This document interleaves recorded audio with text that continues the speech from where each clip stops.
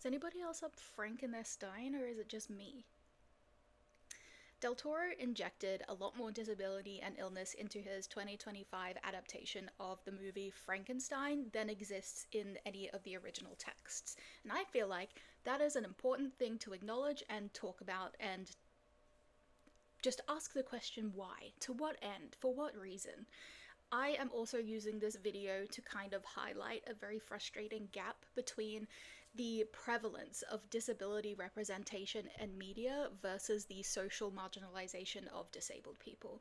So disability and disabled people are constantly on display, but we are also simultaneously politically and socially erased.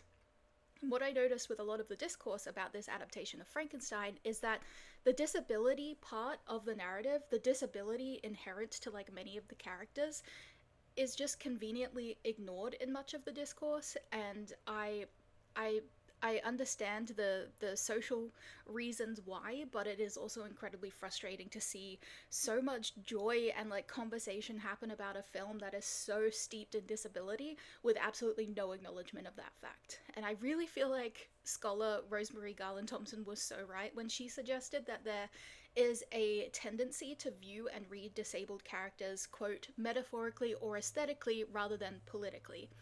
So true, bestie, couldn't agree more.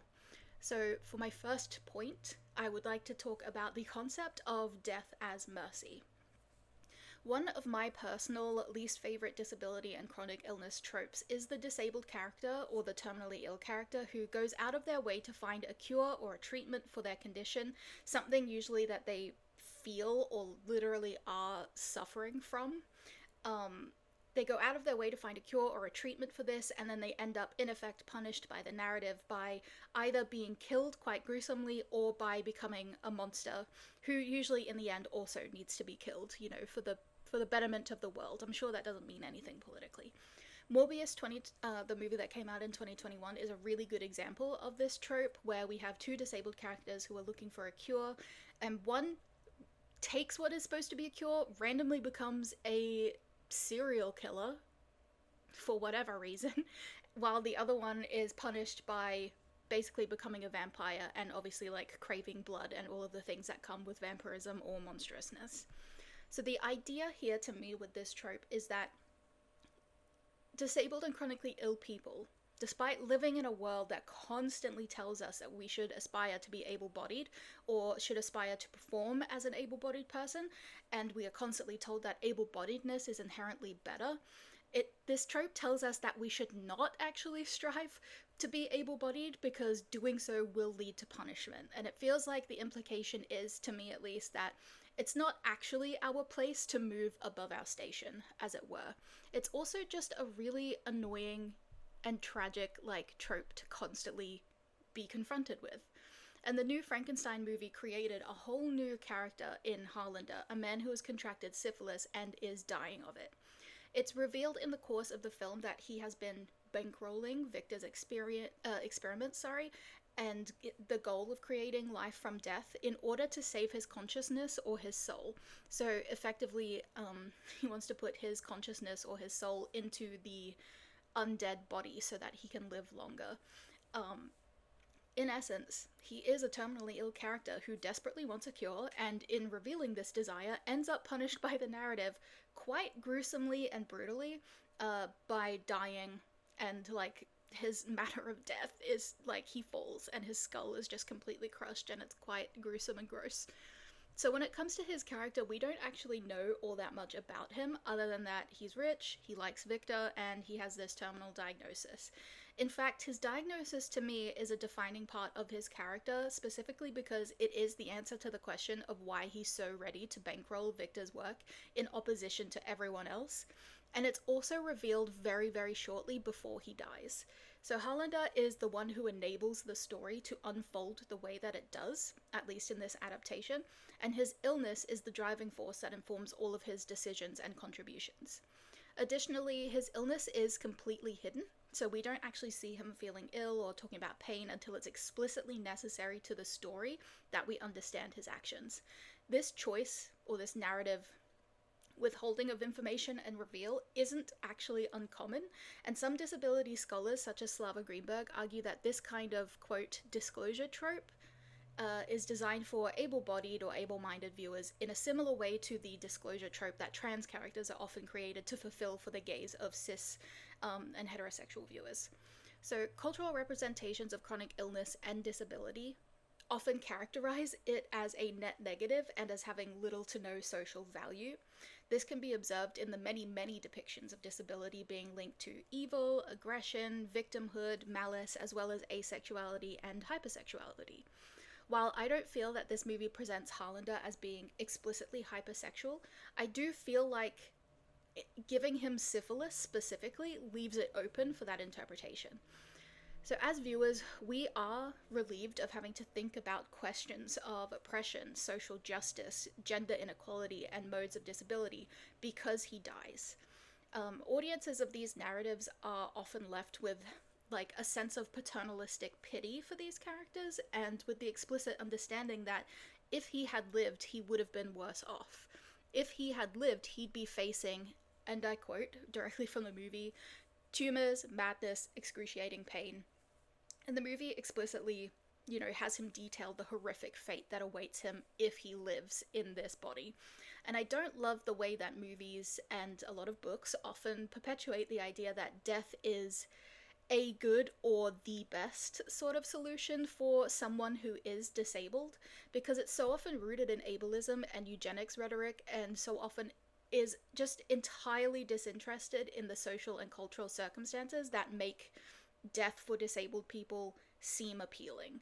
And I don't blame Harlander at all for wanting what he wants. Obviously, with a God, I forgot what the word is, like a condition like syphilis that means his quality of life will deteriorate, it makes so much sense that he wants to escape it. This is not inherently a problem. But this isn't a one-off thing. It's a small thread that shows up multiple times and in multiple ways throughout the film, with Victor, for example, literally telling a prisoner, "You're lucky to be hanged, you'd have died within the year." Like, death is the only good alternative for sick and disabled people. An early death is seen as an appropriate and even merciful alternative to living with illness or disability. Victor becomes monstrous. Victor loses a leg in his hubristic attempt to kill the creature, and as a result, he goes on to use a prosthetic leg.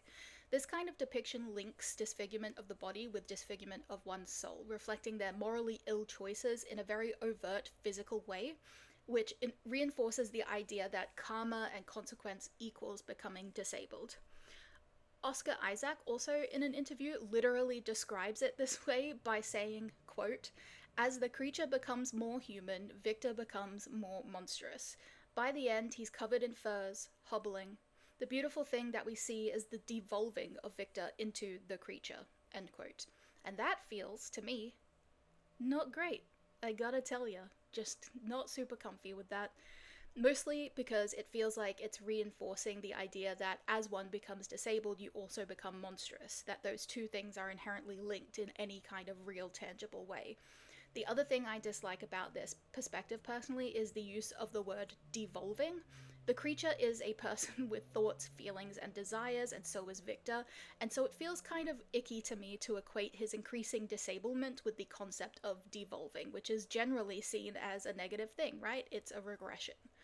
It is eugenicist rhetoric to believe that there is any equivalence between one's physical body and health to moral deviancy.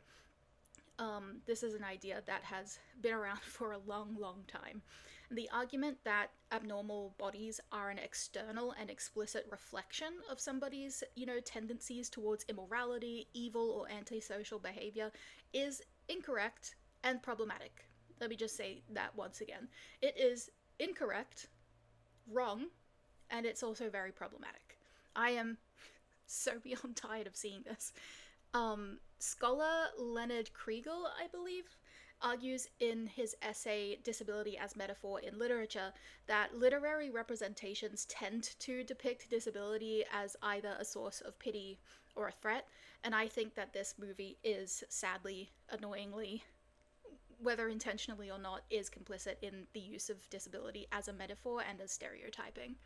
The funniest part of the movie to me is actually right in the beginning when the ship crew cut open Victor's pant leg and discover that he has a prosthetic limb there, like it's an inherent grand mystery that demands answers simply because it exists. Like the way that they reveal the leg and look up and like with the music and stuff, it just seems so funny because, you know, they're in the Arctic surrounded by blood and they've been, you know, they've gone to find him because something's obviously wrong, and then the thing that they focus on is the prosthetic leg, because being disabled to many people is like an inherent question that they feel entitled to an answer to.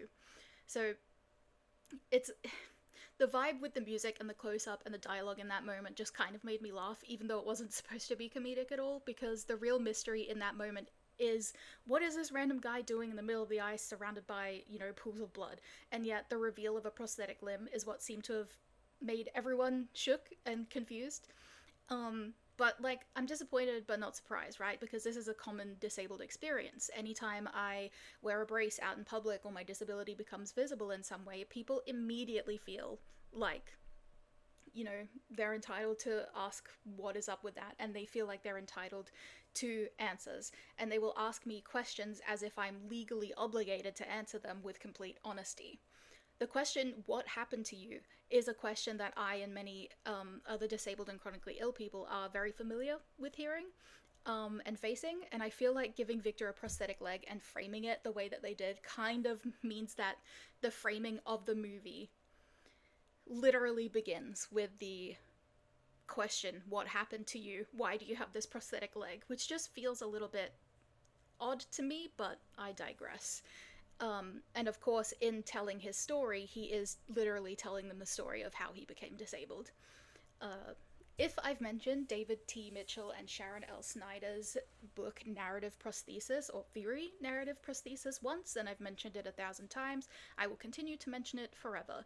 And yes, I am mentioning it again right now, because this movie does kind of feel like it's using disability as a kind of shorthand or stand-in to signify stereotypical notions of like pity and moral disorder. So the fact that Victor says the creature, quote, doesn't know any better as an excuse for his treatment of the creature speaks so many volumes about how Victor views his actions. He feels completely fine abusing and dehumanizing his creation, his child, in effect, and feels no guilt about it whatsoever. And that the creature that does not live up to his standards of intelligence only justifies his abuse, neglect, and incarceration.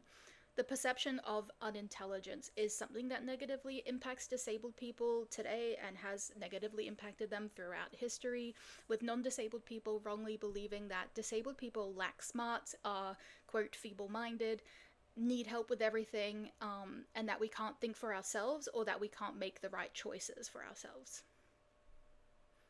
The creature and the disabled political experience. This is a slightly longer section because I had a lot of thoughts, but this new Frankenstein positions the creature in a role that is reminiscent to me of the mad woman, you know, archetype, the woman who is secreted away in classic Gothic fiction. Both of the creature and these women are hidden away, they are isolated, they are lied about, and they are kept practically incarcerated by the man of the house, who also denies their autonomy and personhood. One thing I really liked about this movie was the way that the creature finds respect and companionship specifically in another disabled individual. And I am, of course, talking about DeLacy, the blind elderly man who is characterized as kind and gentle. To see two, quote, abnormal people, aka disabled people, on screen finding refuge and gentleness and comfort in each other was just really, really lovely to see, and that's something that has stuck with me many weeks after watching the film. The creature, before revealing himself to DeLacy, spends a long time watching him and his family and witnessing the way that they interact. And in the movie, as well as in the 1831 text, this is how the creature comes to understand that what he wants and needs is companionship, is the company of others, aka to be accepted, to have a friend, to not be alone. And I think this is really lovely, just thinking about it from a sort of crip kinship perspective. It just makes complete sense to me that the person who also lives a somewhat disabled experience relates to and is readily accepting of another othered individual, aka the creature. And this relationship has a fundamental impact on the creature, right? And it made me think about how my connections with similarly disabled people have opened up a completely whole new world for me and encouraged me to see my own inherent worth. And I think that being an aspect of the film is really important and really lovely to see. Then let's talk about how the creature is abandoned by his creator father, Victor, and has to learn on his own how the world works in a society that doesn't care for or like abnormal or other bodies. In the time the book was written and the time period the movie is set in, disabled and otherwise othered bodies were often forced to perform labor in workhouses to be the, quote, freaks on display in freak shows and other things, always in the end subjected to the ableist gaze and the ableist, sort of expectations of productivity and labor. In some ways, the creature is treated like a spectacle or like a zoo animal, poked and prodded and hit in an effort to make him perform to Victor's standards, which was really uncomfortable to watch, but is obviously the point. Both the physical abuse and the creature's abandonment are huge traumatic wounds, too. So, social exclusion to the degree that the creature experiences it is actually, in and of itself, inherently traumatic. And many disabled people have to work hard to overcome the feeling and belief that asking for equal opportunity and equal access is asking for too much. But in the film, the creature asks for a companion to not be alone. But it is Victor who continues to instill the idea that he is monstrous. He hears the word monster where the creature has asked for community. It is it's a very disabled experience to me to have to fight for a future, to fight for the right to live in a world trying to kill us all the time in a myriad of ways. It is also to me a very disabled experience to be on the outside of community as an other and yearn to meet others like ourselves with whom we share common symptoms or experiences, lifestyles, values, beliefs, perspectives. A quote that really means a lot to me in this adaptation is when the creature says, quote, "I am obscene to you, but to me I simply am." And this quote means a lot to me because it kind of encapsulates the emotional core of my disabled experience, trying to convince others that I am simply a human being. Is anyone else shocked? Yeah, this is not a human skin. I will say that I am very salty about DeLacy ending up being horribly attacked by wolves. He didn't need that, and I'm glad I think he dies. I think I kind of blocked that part of the film out, honestly, because I was like, of course. I do think that there's a reading here that DeLacy and Hollander are two disabled people who are used to further the plot, but then are grievously injured the instant the story must move on, the instant the plot demands that the protagonist move on, basically, which feels bad to me. I'm really critical of that. I understand that the creature needed to move on and that the tragedy of a wolf attack literally, sort of pushes him out the door and prompts him to realize he needs a companion built like himself, but this is, of course, first and foremost, a writing choice, and it's okay to be critical of that. DeLacy is, as I said before, very, very kind and gentle, and I love him. In the book, the creature who observes DeLacy's family closely describes his, quote, expression of goodness that bestowed pleasure even upon me, which I just feel like is really sweet. And the creature in the book hopes to befriend him, and the movie, basically is executed the same way. And I really like the fact that the creature's first real taste of friendship is with someone who also has a disability. Arguably, I think some might attribute the first taste of, friendship to Elizabeth showing him kindness and gentleness, which I actually don't disagree with at all, but DeLacy is the first one who the creature spends many moments with, any meaningful amount of time around and speaks to and sits in emotional vulnerability with. And in a feminist disability sort of approach to this, mutual interdependency is a beautiful thing. Scholar Susan Wendell, I believe, states that dependence on the help of others is humiliating in a society that prizes independence. And so it's really lovely to me that this relationship is what teaches the creature that he wants, needs, and values companionship with others. Interdependence and belonging is not only important to people, but it is completely necessary, actually. So in this adaptation, the way the creature gets a foot in the door of this companionship is by first performing free, unpaid, invisible labor for the family. And this isn't something he was forced to do, but it is certainly something that helps DeLacy understand that the creature is not a threat for all that he is, a stranger that has entered his home. And this had me thinking really about how people with disabilities and chronic illnesses are often expected, both explicitly or implicitly by social and cultural ideas, to prove our worth and prove that we should be allowed access through productivity and skill to a much higher degree than our non-disabled peers. When you're disabled, it unfortunately can often feel like you are starting everything several paces back from the starting line, and you must overperform to make up for that deficiency if you're going to be granted inclusion. So access, respect, or companionship is often very conditional on demonstrating usefulness to the non-disabled majority, and that's what happens in this film, and I believe in the book as well. During the film, moving on, confronting Dr. Frankenstein, the creature exclaims, quote, "Then it is still about your will, Victor. That horrible, horrible will that birthed me condemns me now. The miracle is not that I should speak, but that you would ever listen." End quote. And this, of course, made me think about the disabled experience of constantly trying to communicate, but going unheard because the non-disabled people with more power who believe they know better choose to ignore us or choose to downplay our issues or our needs as unnecessary and unreasonable. It is such a frequent experience for me that I feel like I'd be rich if I received $1 every time it happened to me, let alone anybody else. Disabled people often articulate themselves just fine. The barrier, unfortunately, to being heard is oftentimes not our speech, but the reception to our speech.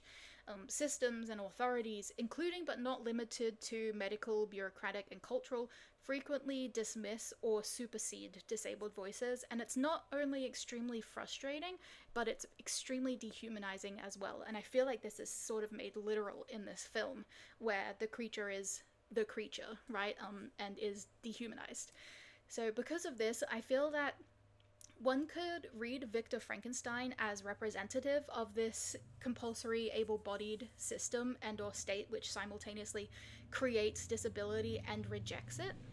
The creature is disabled or deformed by design, just as capitalism by design disables people. And there's an element here of assuming the worst, right? Like there's a refusal to give any benefit of the doubt to the creature and instead assume that his want of a companion is driven by malicious intent. The same way disabled people ask for proper pain management and are assumed to be drug seeking, for example, the creature asks for a companion to ease his loneliness, and all Victor can hear is that he probably just wants another monster brought into being, who might just be as violent as the creature has been. A cry for interdependence and companionship is just straight up interpreted as unreasonable, potentially harmful. Additionally, Victor consistently frames the creature's existence as a mistake and a horror, not dissimilar to the way the state and people in general often frame disability as horrible, as a tragedy, and or as a burden, or maybe all three if we're feeling freaky. The creatorly rejection that structures Frankenstein resonates with contemporary disability scholarship, at least to me, which has long documented the precarity of disabled people's dependence on familial care.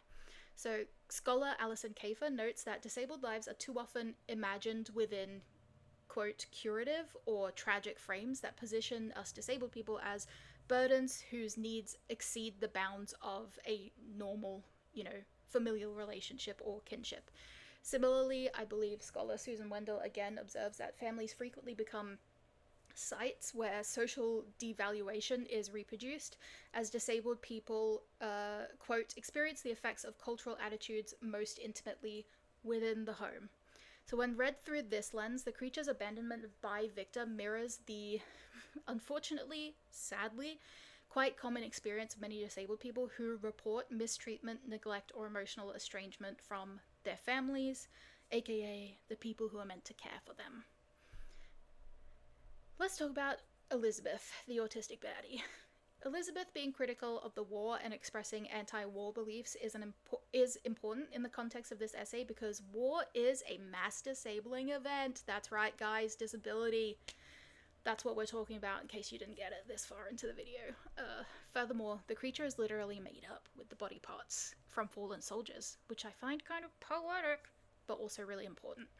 So the things that made me identify with Elizabeth as another autistic woman are the things like her apparent strong sense of justice, her atypical communication style that ignores the social rules of the time, and the way that her facial expressions are somewhat minimal. I really relate to the kind of slightly deadpan look. It's just way more comfortable to be like this and not have to like manually control my face all the time. So I really got that. I love her. But moving on. Oh, also her connection with the creature. That's an important note. The way that Victor Frankenstein dehumanizes and punishes the creature for not being able to say anything other than the word Victor feels very reminiscent of the way that people treat minimally verbal autistic people, and at least for me, how people have treated me when I've gone semi-verbal due to sensory overwhelm or literally anything else that causes me to go semi-verbal. So Elizabeth's gentle treatment of the creature in turn, or in this context, feels much more understanding and empathetic, which made me read her as someone who, like me, understands what it's like to not be able to verbalize much, and understands what it's like to be mistreated and to be different. Of course, she could just be like that and not be autistic, but you aren't the boss of me, I do what I want. The low-key and subtle Medusa motif. Let's talk about it. The low-key and subtle Medusa motif, aka the gigantic looming Medusa face in the tower that Victor operates in, is really interesting to me for a few reasons, and I kind of fixated on this a little bit. The first is the parallels. Medusa and the creature are both people who are not seen as people because of the way they look. Medusa and the creature are both isolated and largely stay away from people. Medusa is killed because she's perceived as a monster, while the creature also experiences violence for the same reason. So read through a disability lens, these two reveal how narratives of monstrosity often encode fears about bodily difference. And in both cases, the so-called monster is less a villain than a reflection of the society that created, feared, and then ultimately destroyed or harmed them. So basically, in my personal view, the myth of Medusa is deeply relevant to this story, because both narratives center on figures who become monstrous through cultural projection and perception rather than their actual inherent nature.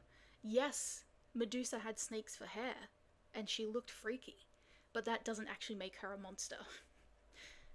This motif to me also works on multiple levels, hence why I fixated on it so much, maybe overthought it, who cares, we're all here for a good time. So I think we can actually also read Victor as a Medusa-like figure, in that he sees himself as having become a monster because of what he's done in creating life from death. So he's not actually a monster, nor is Medusa. It all comes down to internal and external perception. Victor is also pursued by the creature who has set out to kill him, just as Medusa is pursued and killed by some dude named Perseus or whatever. I don't know. He's just some rando. Additionally, both their deaths function quite symbolically. With their destruction, society is now free, quote-unquote free, of the figure who embodies one of its deepest fears, monstrosity. So we could also look at Medusa as a symbol of Victor's mother. We're up to a third reading of the Medusa motif, yes, that's right. 2 women killed by a man. 2 women looking over Victor. 2 women whose deaths further men's pursuits. Victor's mother is a woman who is... I wrote disabled in the sense of like when you turn something off. Is, you know, fundamentally disabled by the narrative when she dies while giving birth to Victor's younger brother, William. So in this scene, I think you could view Victor's father as the Perseus figure, the one who ventured into the cave or the room and ultimately kills her. And Medusa's face being rendered in stone and positioned as a looming face in the background is also a really interesting choice when we acknowledge that Mia Goth plays both Elizabeth and Victor's mother, because from Victor's perspective, his mother and her death literally haunts the narrative and literally drives him to do what he does. Victor is a victim and perpetrator of generational violence too, which makes the Medusa motif even more relevant because every generation will produce and harm people unless the cycle is broken. But wait, we're not done. Medusa is a myth, and by the director's own words, was included to symbolize the mythic stature of the story of Frankenstein, as well as because Medusa is a misunderstood monster. And the focus on the mythic is kind of fascinating to me because the social myth of control, this is very important, the social myth of control, let's remember that, as it relates to able-bodiedness, is the belief that it is at all possible to forever have the bodies that we want and to prevent illness, disability, and death. Everything about this film is mythic, and so is the myth of control. The ending and the importance of hope. So to me, through this disability lens, this movie is about social responsibility, or at least this is the reading that I want to have from this film. The relationship between Victor and the creature and the world echoes society's tendencies to deny responsibility for the very vulnerabilities that it creates. And I feel that this adaptation makes Frankenstein a story about the ethics and care and responsibility that we owe one another, parent to child, ourselves to our community, and communities to those who it has historically cast as monstrous. This movie also functions to me as a critique of the way that society creates disability in many ways and refuses to accept it, or accept responsibility for creating it, and ultimately rejects the disabled body. So Susan Wendell, again, love you bestie, says, much disability is created by the violence of invasions, wars, civil wars, and terrorism, which cause disabilities not only through direct injuries to combatants and non-combatants, but also through the spread of disease and the deprivations of basic needs that result from the chaos they create, end quote. So Elizabeth, as we know, literally critiques this grindstone and the way that society readily is sending people into war and other situations to be worn down, changed, and killed by it, while the creature is literally a composition of those men who died. The hopeful ending. Let's talk about it. Some people don't like the hopeful ending, but I think if we sort of interpret it through a radical hope lens relating to disability, it makes so much sense, and that's why I actually really, really like it. So the hopeful ending of this adaptation offers a meaningful critique of the social construction of disability by allowing the creature to reclaim his body as something other than a site of horror and punishment or paternal ownership. So rather than repeating the very, very all too familiar narrative in which disabled and or non-normative bodies are destroyed to restore the social order, the film slightly dabbles in a counter-narrative of survival and hope, and in this respect I found the adaptation kind of radical. Obviously, many sick and disabled people die in this film, but having one remain alive and having him literally end the movie by looking out to the sunrise, I found really, really poignant. I'm also thinking about Elizabeth's line, quote, choice is the seat of the soul, end quote. And I really feel like this is the thesis for this, framing autonomy not as a privilege to be granted by the non-disabled majority, but rather as an inherent right that the creature should have. So in doing so, this adaptation kind of destabilizes the traditional narratives that equate bodily difference with tragedy and instead gives us one character who has self-determination and challenges the person that once sought to define and control him. And something else I really appreciate about Del Toro's monster movies just in general is that he depicts them with compassion and recognizes wholeness. And recognizing wholeness is actually one of the 10 disability justice principles. So the way this movie is shot and designed and sort of conceptualized tells me that he believes the creature has inherent worth outside of capitalist notions of productivity and intelligence. And that's really important. I only wish, if I can just be grumpy on Maine for a second, that that had extended to other sort of disabled characters. But so many stories, too many stories, will sacrifice disabled or non-normative bodies to restore a, quote, normate order. But this film ends on the note that reminds me of what Alison Kafer describes as the politics of possibility. So this, the politics of possibility is a system of belief that kind of refuses the inevitability of a cure or containment or death as the only narrative outcomes for disabled lives. So through the creature, we are kind of invited to imagine disabled self-determination as not only possible but necessary, and I think that that's really important. So those are some of my thoughts about the disability and disability politic in the 2025 adaptation of the movie Frankenstein. I hope this was interesting. I hope other people have thoughts and share them with me in the comments, please, because I love talking about this. But yeah, if you agree, disagree, let me know, and I can't wait to see what everyone thinks.